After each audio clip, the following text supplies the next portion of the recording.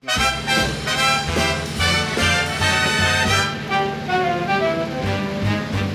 my bags, it's time to go. Windy skies, the plane will show. Take me where the eagles glide, to that airport in the sky. Propellers spin, we climb so high, through the clouds like lullabies. Catalina calls my name, gonna ride that heaven's lane. Fly away to Catalina, where the sea and sky align. Touch the stars in our arena, airport in the sky divine. Hey guys, welcome back to Heavy Metal Horizons, and today we're going to fly to Catalina Island just off the coast of Southern California. But for reasons which I will explain in a second, we're not going to take the usual route that most people fly. And the key here is that most pilots, for very good reasons, want to reduce the amount of time and distance that they're flying over the water. Now, I have flown to Catalina many times already, but I've never done it in this airplane, my 1946 Aeronca Chief. And honestly, I've been looking forward to this for a long time, but the timing of this has been kind of important to me, and there have been, some preparations and stuff that I had to get ready, make sure I'm doing it under ideal weather conditions and all that stuff. But to start with, let's look at the sectional chart so I can show you guys the route I'm taking and then explain why I'm taking that route as opposed to the one that people normally take. Okay, so here's the sectional of the Los Angeles area, at least the west side here. Here's Whiteman, which is where I'm taking off from, and I want to go down here to Catalina Island, okay? Now, normally what people do is if you're in Van Nuys or Burbank or Whiteman or something like this, you come down here and you take the LA Special Flight Rules area, you go through the Bravo over LAX, and you get down here, like Torrance area, San Pedro, and then you go from the coast right here, you go over to Catalina Island, which is the shortest distance over the water. That's kind of why people always take that route, to minimize the distance over the water. Now, the problem for me is that this is all full of Bravo airspace. There's a whole bunch of airports, and you've got LAX right in the middle there. And with my plane, I can't go through Bravo, and I can't even go through the LA Special Flight Rules area because I don't have a transponder, and I can't follow a VOR radio or anything like that, which is required off of Santa Monica. So what I'm going to do is I'm going to fly from Whiteman. I'm going to go west. I'm going to go over to Camarillo. I'm going to get fuel there. I'm going to get full fuel. And then I'm going to cross the coastline here, just kind of north of Malibu. And I'm going to go southeast all the way down over the water down to Catalina. So I'll be approaching Catalina from the northwest. And if you see this sort of thick blue line right here, that's the boundary of the Bravo airspace. So I'll be traveling a long way over the water, but I'll be clear of all the Bravo airspace. Okay, now before we go on, if you enjoy videos like this, we do aviation, cars, and radio here at Heavy Metal Horizons. If you like that stuff and you have not already subscribed, please consider subscribing right now. Okay, now let's talk a little bit about some of the preparations I've done. Because I'm spending so much more time flying over the water than you normally would. To start with, I'm going to be wearing one of these life vests. This has the CO2 canister in it that inflates it really quickly. And I tested this ahead of time. Technically, you can reuse these, but I really didn't want to. So I got a few of them, and then I tested one. Now, also, I've done a super thorough pre-flight. I've topped up my oil. I've made sure my tire pressures are right and all of that stuff. But the other thing has to do with the timing of this flight. I'm timing this approximately halfway between when the annual inspection is due on this airplane. The reason I'm doing that is if you're going to have a mechanical problem, sometimes it happens more often when the airplane has just come out of some kind of maintenance or something. And then the other thing is if there's some problem, some weird internal problem that I'm not aware of where the engine's going to, break in half or something while I'm flying. Problems like that can usually get caught during the annual inspection. So I'm right at the halfway point where it hasn't been too long since an inspection, but it hasn't been too close to the inspection where I'm increasing the risk that there's going to be something that goes wrong due to having maintenance work done on it. Okay, and the last thing I want to mention is something that I get questions about fairly often in these videos when people hear me do my radio calls and I'm saying negative transponder. So the deal with this airplane, how can I fly this airplane around this busy airspace within the Mode C veil, the LA Mode C veil, without a transponder? That's against the rules, right? Well, not really, because the deal with this airplane and airplanes similar to this is there is an exemption in the FAA regulations, the transponder and ADS-B regulations. There's an exemption in there for aircraft which were originally certified without an electrical system. That's the key thing. So this airplane has no starter, it has no internal wiring or battery or anything like that. Obviously, to start the engine, you hand prop the airplane, you spin the propeller and that gets the engine started. And because it was originally certified by the FAA like that, with no electrical system, that makes it exempt from those requirements where it would involve adding some kind of piece of electrical equipment on the airplane. But of course, I still have to stay out of the Bravo airspace, which is a big part of the reason why I'm flying this longer route. Okay guys, I think that's enough explanation. So we're ready to go. Let's go ahead and get in the airplane. We're gonna go fuel up at Camarillo and then head out over the water.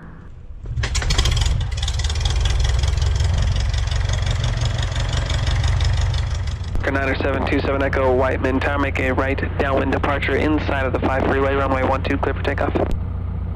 Okay, right downwind departure inside of the 5, 12, clear for takeoff, 27 Echo.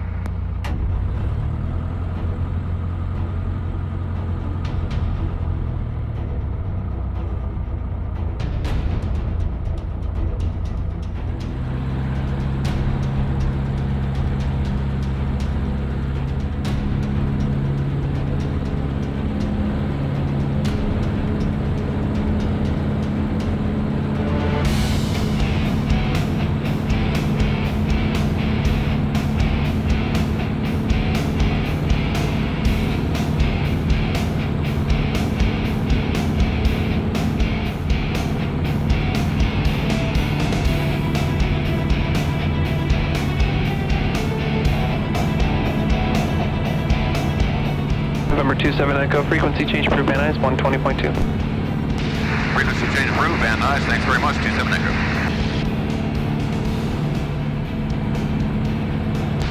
And Van Nuys Tower, Aeronca, November 9er 727 Echo. Just departing a Whiteman, we are approaching the I-5-118 interchange. We're looking for a westbound transition over to Camarillo. We are non-electric, negative transponder. And I'm sorry, Aeronca, say your call sign one more time. It's Aeronca 9er 727 Echo. Aeronca 9727 Echo, Van Nuys Tower, transition over the 118 freeway is approved, Van Nuys altimeter 3011. Again, remain over the 118 freeway. We do have a caution on a 5-mile final report that traffic sign. Okay, 3011, transition approved over the 118 freeway, and we'll be looking for that inbound traffic, 27 Echo. Actually, we've got the traffic inside, 27 Echo. And number 27 Echo, roger. Aeronca 27 Echo, traffic off to your north, we'll pass behind you, global 10 out 2900. Traffic inside, 27 Echo.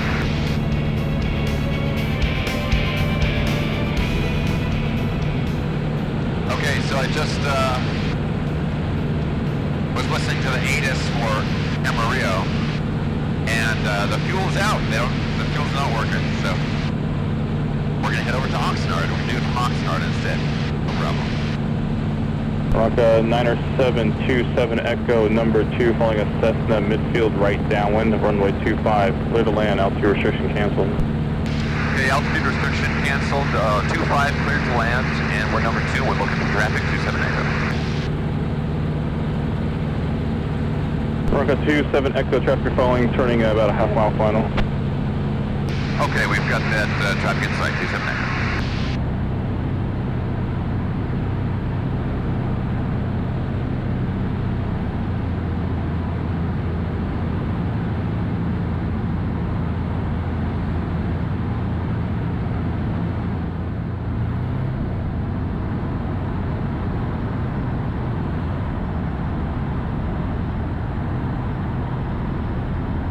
Archer 497, traffic you're following in a mile left base.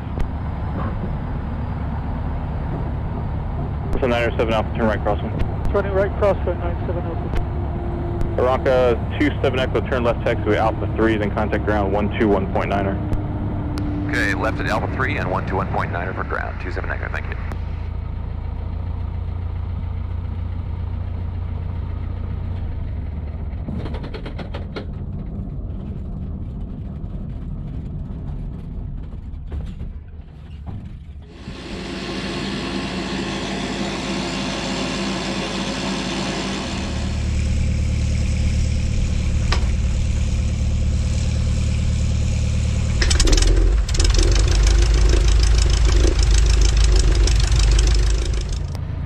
Oxnard Tower, Aeronca November 9727 Echo, holding short of 25 at Alpha 1. We're looking for a eastbound VFR departure over towards Camarillo. We are non-electric negative transponder. Aeronca 9727 Echo, Oxnard Tower, left downwind departure, runway 25 clear for takeoff. Left downwind departure, 25 clear for takeoff, 27 Echo. All right.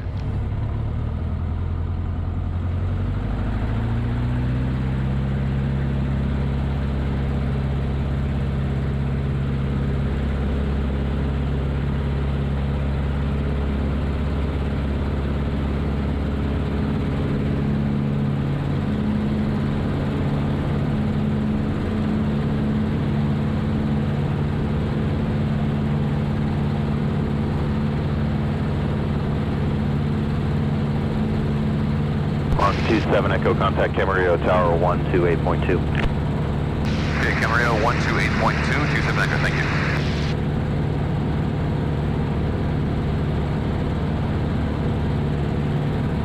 So this is it. We've taken off.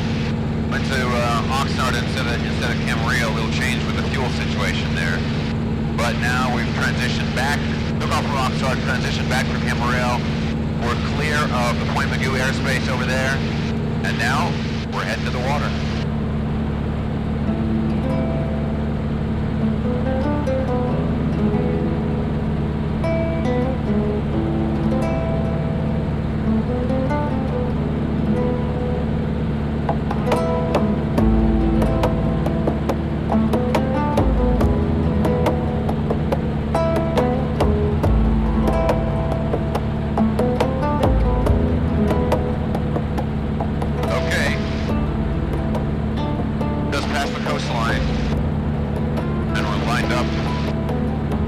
About 60 miles over water, and then we'll hit Catalina. Oil pressure's good, temperature's good, RPM, good. We're at a good cruise RPM at about 2100. Everything's good.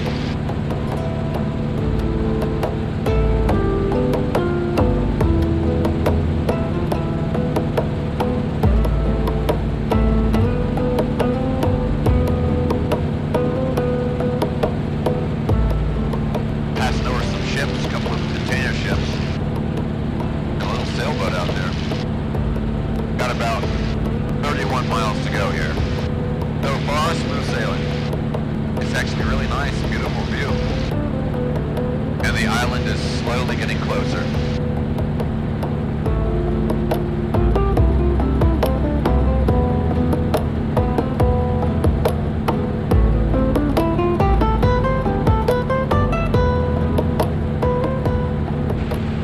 Catalina Airport, Avalon, California. Automated weather observation, 2205 Zulu, wind 360 at 03, visibility 10, sky conditions clear, temperature 19 Celsius, 2.02 Celsius, altimeter 3012, remarks, density altitude 2,300.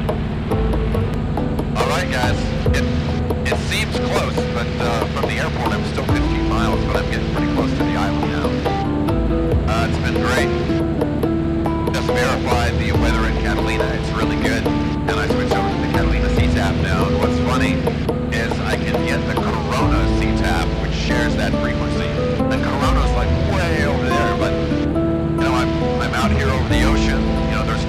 speed between me and Corona, and I'm at 4,500 feet, so the radio signals travel pretty far out here. Anyway, in a few minutes, I'm going to come around the tip of the island here, and then I'll get set up for a right base for runway 22. Catalina traffic, red and white Aeronca, 9727 Echo, 10 miles to the northwest, going to be entering a right downwind for 22, full stop, Catalina traffic. So this landing, I'm going to come in a little bit high and land a little bit long. In general, unless there's some specific reason you want to land right at the beginning of the runway, you don't want to do that, because you can hit these downdrafts that come off the runway, because it's kind of, you know, it's got cliffs at either side. And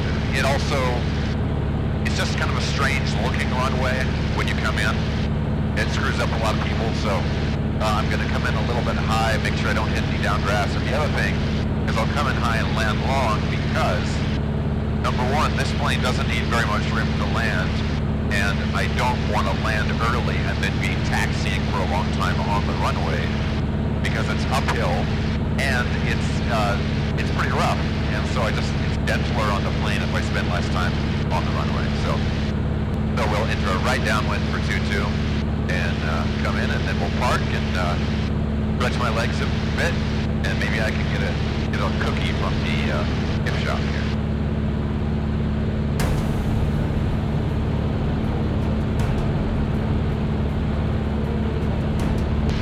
Catalina traffic, red and white Aeronca, about 5 miles to the northwest, going to be inbound for full stop on 22, going to enter a right downwind for 22, Catalina traffic. And Catalina traffic in the area, red, white Aeronca, you're not showing up on any of our screens here for ADSB. Are you guys transmitting? Yeah, we are a non-electric negative transponder aircraft. What's the tail number on that thing again? Aeronca, November 9727 Echo. And Catalina traffic, Aeronca 27 Echoes on a right downwind for 22, full stop, Catalina traffic. Okay, there's pattern altitude. Let's hold that. Traffic 965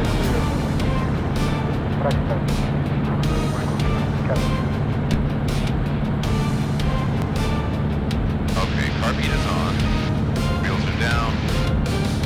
Gas, undercarriage, main tank. We didn't burn anything off the rear tank. Actually, used less fuel than I thought I would.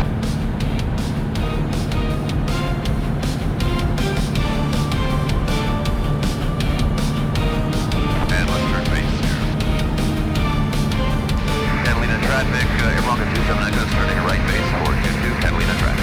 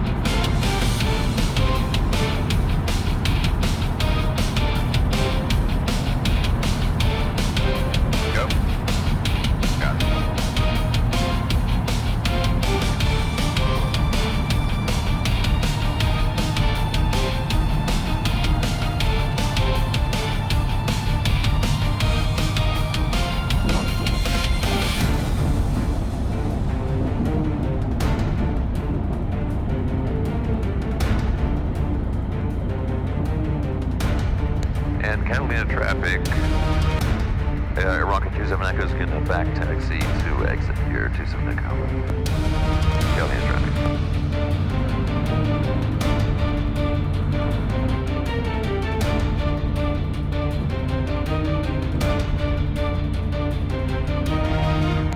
Catalina traffic, Aeronca's clear of the runway, Catalina traffic.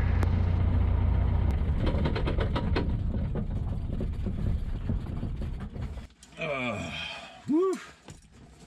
Made it. All right, guys, we made it. Here we are at Catalina Island, the airport in the sky, and it is a beautiful day here. I'm a little late in the day, so I think I'm too late to have a buffalo burger, which is what this place is kind of known for. But yeah, we'll cruise around. I'll take a few pictures. I want to spend just a little bit of time on the ground, kind of, you know, stretch my legs and so forth. And then I'm just going to retrace my steps. We're going to fly the same route back up to the north, back over the water. Now the flight down here took me, I was doing about 65, 68 knots, right around there. So it took me, you know, a little bit less than an hour, maybe 50 minutes, something like that. So it was pretty good. And, you know, one thing is I didn't want to touch the throttle very much. I wanted to leave, you know, get a good power setting for cruise and then just leave it. You know, you could pull on the throttle and it comes off in your hand. You know, occasionally weird things like that happen. So anything I can do to kind of reduce the chance that some mechanical problem would happen on this flight, I wanted to do that. But yeah, the flight down was just awesome, and now it's a beautiful day here. So yeah, let's check it out and then we'll get back in the air. So Catalina is a really cool spot to fly into for a variety of reasons. Obviously, just where it's located, 20 plus miles off the coast of Los Angeles. It's a really cool over water flight that you can do relatively easily. If you take a more normal route than what I did, it's you know, much easier. But the other thing is the history here at the airport. What's really cool is the building, which is legally not a control tower, but looks suspiciously like a control tower. That building was built, I believe, in 1940, 1941, and it is the exact same building that's been there the whole time. They've just maintained it. It's never been torn down or renovated or anything like that. So a really cool piece of history, you know, 80, 85 years old, right around the time of the beginning of World War II. And to see that building still in there and it's still being used, you go in there to pay your landing fee and all that stuff. That's a really cool thing. The other thing that's worth mentioning here, and just to throw in a little bit of ham radio info, is this is the beautiful hangar, classic hangar here at Catalina Island. And if you look up on the top of the hangar, there are some antennas there. And one of those antennas is a ham radio repeater.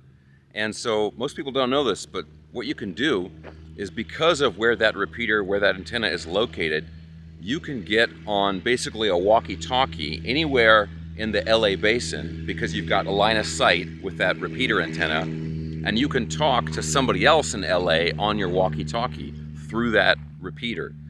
As you would imagine, that repeater is pretty busy. There's a lot of radio traffic that goes through there. And to be clear, it's a ham radio repeater, so legally you need a ham radio or an amateur radio license in order to use that.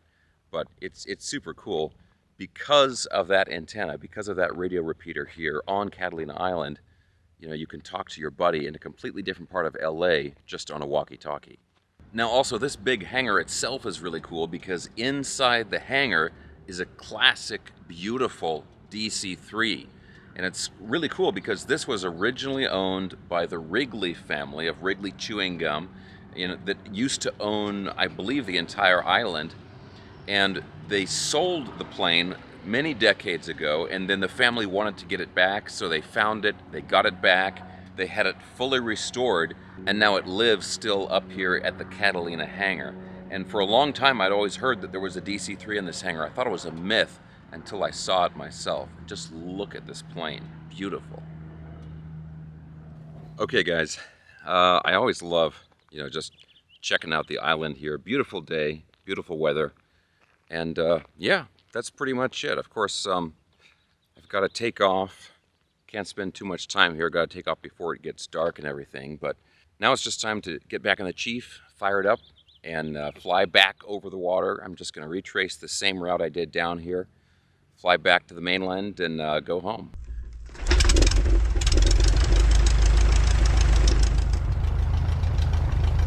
Open arms, seagulls sing their coastal charms. Wave goodbye to worldly blues. Up above we chase our muse. Now we land on sacred ground, silent.